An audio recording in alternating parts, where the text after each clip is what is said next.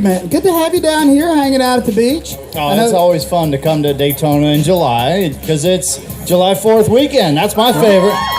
That's my favorite. The good old red, white, and blue and fireworks. Having a bucket of chicken and your favorite beverage of choice, which I'll get jacked up on some Monster Energy. I asked Regan Smith this, and he kind of dodged. No, it's Chris Buescher. Have you ever shot off big-time fireworks yourself? Oh, yeah. Yeah, what's your favorite? I've been told by the sheriff's department that stopped by one night to cease operation. Really? They shut you down? Well, I went down to, in North Carolina, the code is what it is, similar to Florida. Yeah. But South Carolina, you guys know that state's got pretty good stuff. Yeah. So, I went down to South Carolina to grab the good stuff. You can buy some heavy artillery down there. Yeah. And so it's fun. The shoot off the fireworks, you have to be safe and sane with it.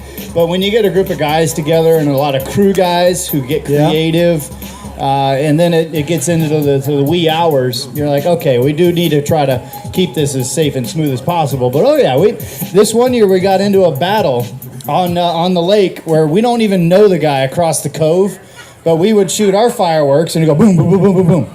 And then we're like, yeah, that was great, and then next thing you know, he's across the cove shooting back, going boom, boom, boom, boom, boom, boom, boom, boom. I'm like, all right, it's on. So we get all our stuff lined up. Boom, boom, boom, boom, boom, boom, boom, boom, boom, boom, boom, boom, boom, boom, boom.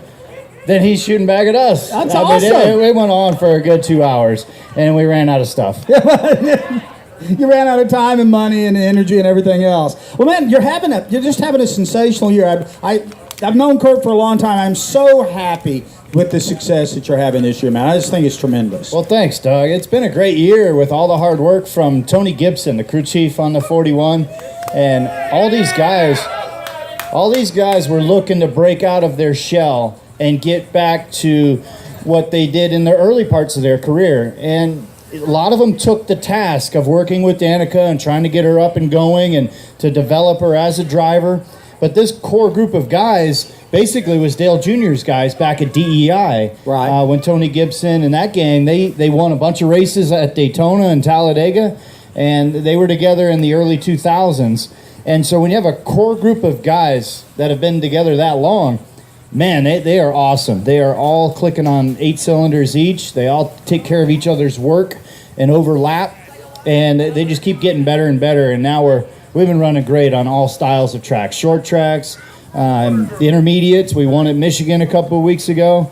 Almost won the road course race last week, and now we're coming to a super speedway. So we're on a pretty good roll. Let's talk a little bit about last week. I don't know if you folks are aware. Last week was the first time that Kurt and Kyle had ever finished 1-2 in a sprint cup race.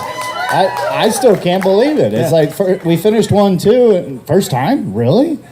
So now I wish I'd have got up there and moved him out of the way. That way I won and he finished second. But, every now and then you got to let Kyle win. No, actually he was fast. He was fast.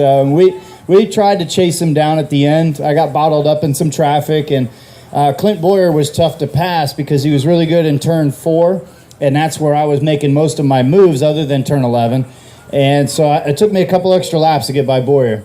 And we interviewed you in post-race. I think Jim Noble caught up with you. And it's as much emotion as I've ever heard from you. And you didn't win the race, but I could tell you were genuinely happy to see little brother all the way back.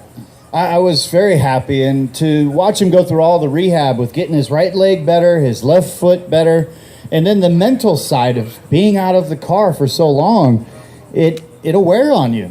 And he even had certain thoughts when I was talking with him about a month ago on one of the insurance programs or something that was handling some of his medical bills was starting to shut him off. It gets in weird ways. It wears on you. And to see him come back and to be competitive right away, he was fast right when he first started out. And then he had a couple of issues like at Dover. He had a good run going and ended up in a wreck. In Michigan, we were racing side by side. And the rain, it was like a sheet of rain that hit us in turn 4. And we're both like full lock left, sliding up into the fence. And I just missed the fence, but he ended up sliding into it right behind me. And that was a tough break because he was running good again there at Michigan. And so now he's got a long road to go still to get into the chase. So he had 2 tough things to do. One, win a race, and then 2, run 14 weeks at a top competitive level. So he's got to pretty much run it perfect from here on out, and we're all going to root him on. I think he can do it. It's going to be exciting to watch. Well, he got the first part of